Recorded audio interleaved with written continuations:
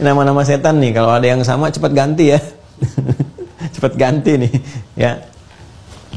Hafaf. Ini setan yang suka memberikan was-was pada penampakan berjudul binatang. Ya, pada penampakan ya pada binatang-binatang tertentu. Dia begitu lihat takut, was-was, langsung ini. Nah, itu apalagi kadang-kadang binatang yang nggak ada terus tergambar di benak kita itu, ya. Awas, ada ular berkepala singa misalnya kan, atau ada macam-macam. Ini kadang-kadang seperti itu. Ini setannya namanya ini hafaf. Ya.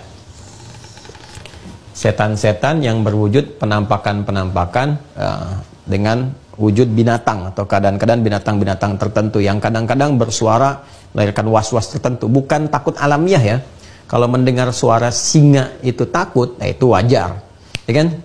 Tapi kalau Anda tiba-tiba misalnya dengar desis-desis tertentu, tiba-tiba nggak ada sesuatu, suara kucing kok malah takut malam-malam meong, gitu, tiba-tiba ada was-was apa? Nah ini yang bikin was-wasnya hafaf.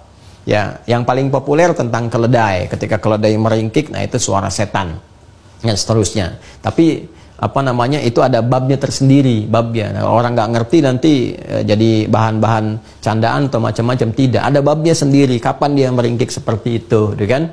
Ayam berkokok, suara malaikat misalnya kan, bukan suara pada kokoknya, bukan.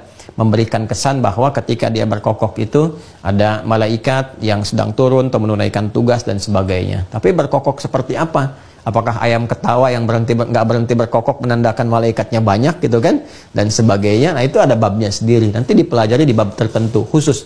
Ya, yang ingin saya katakan adalah kembali ke sini, jika ada perasaan was-was kita pada binatang-binatang tertentu yang tidak wajar keadaannya, atau bahkan binatang yang nggak ada tapi seperti digambarkan ini dan itu, nah ini hafaf namanya. Ya. Kemudian walhan, setan yang melekat untuk menggoda orang-orang yang wudhu. Ya, sering dikenal dengan setan wudhu. Ya, memberikan was-was pada orang yang telah wudhu sampai ke sholat. Sampai ke sholat. Jadi, saat dia telah berwudhu, ya, ditunaikan wudhunya, diberikan kemudian was-was, diganggu. Antara yakin atau tidak sebetulnya sudah berwudhu, batal atau tidak nih. Ya, baru dia takbir tuh diberikan was-was. Sebetulnya kamu batal tadi, sebetulnya begini, begitu. Nah, ini tugasnya walhan di setannya ini. Ya, dan nanti ada babnya sendiri untuk mengatasinya. Ya, kata Nabi, kalau nanti ada yang memberikan was-was seperti itu dalam wudhu kita, atau bahkan saat sholat, jangan langsung putuskan batal. Ambil yang paling yakin, atau pastikan. Kalau enggak, kamu dengar kemudian suaranya, atau kamu cium baunya, kata Nabi, pada yang sudah pasti, ya, sifatnya. Tapi kalau gelisah berkelanjutan, ambil satu keyakinan. Ya, yakin apa nih? Yakin kita enggak batal. Sudah, selesaikan. Kalau kita sudah ambil satu keyakinan, dia akan tinggalkan. Tapi kalau kita terus pertahankan wudhu lagi, jadi permainan nanti. Ya, setan mempermainkan ini walhan. Khinzib. Khinzib itu, ada yang membaca khanzab, itu setan menggoda orang sholat. Ya. Jadi dia mulai tugasnya, dia berdinas saat orang mulai bertakbir. Jadi begitu orang takbir, Allahu Akbar, baru langsung dia bertugas itu. Kata Nabi, diberikan gambaran kepada kita, dia akan berkata, udhkur kata, ingat ini, ingat itu. Nah, makanya kalau Anda sebelum sholat, saya sering uraikan itu, kita bisa tenang keadaan itu, seakan-akan ingin fokus pada satu keadaan tertentu, kondisi tertentu untuk ibadah. Tapi begitu Anda bertakbir, itu baru takbir, langsung terbayang berbagai hal. Nah, itu yang bekerja khinzib namanya. Ya, kadang-kadang masuk lewat, ya, uraian taklim juga, ceramah juga. Dan begitu takbir, merasa digoda, ingatnya Anda katakan khinzib. Nah, itu setan juga tuh. Ya, jadi mengondisikan supaya kita itu kehilangan keadaan kondisi khusyuk dalam sholat. Ini Zalnabur, ini setan pasar ini. Ya, kondisi-kondisi dalam niaga. Ya, pasar. Ya, kondisi kalaupun sekarang sudah jadi swalaya, supermarket, minimarket dan sebagainya. Ya, yang banyak tugasnya, dia menjadikan yang tidak baik terkesan menjadi baik, yang haram ya terkesan menjadi halal. Lalu kata-kata dimunculkan, misalnya barang-barang yang kurang baik seakan-akan dikesankan baik. Awas, hati-hati, ahli marketing tuh, sales-sales dan sebagainya. Ya, harus ada kejujuran. Jangan bekerja sama dengan Zalnabur, ini bahaya nih. Ya, memang kalau barang nggak baik, sampaikan kurang baik. Kalau bagus, sampaikan bagus. Kalau ada cacatnya, sampaikan dia ada cacatnya.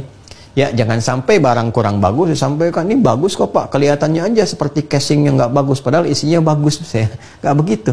Ketika dikemas kalimat-kalimat berbeda dengan kondisi aslinya, maka ini yang berperan. Atau melekatkan ingatan. Ya, suami istri main misalkan ke swalayan, toko tertentu, tas tertentu, ya beli enggak, tapi terus terbayang-bayang sampai ke rumah. Ya ini perannya ini. Ya, sampai mau tidur pun masih diungkit juga. Tadi tas itu bagus loh Pak gitu kan, padahal tas sudah banyak.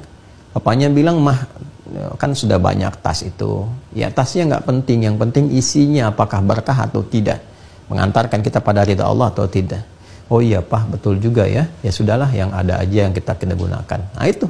Tapi yang tadi juga bagus kok Pak. Nah itu tandanya ini bekerja ini zal nabur ini ya. Ini yang kadang-kadang juga dalam suasana proyek di pekerjaan dan sebagainya, dalam bisnis. Hati-hati tuh.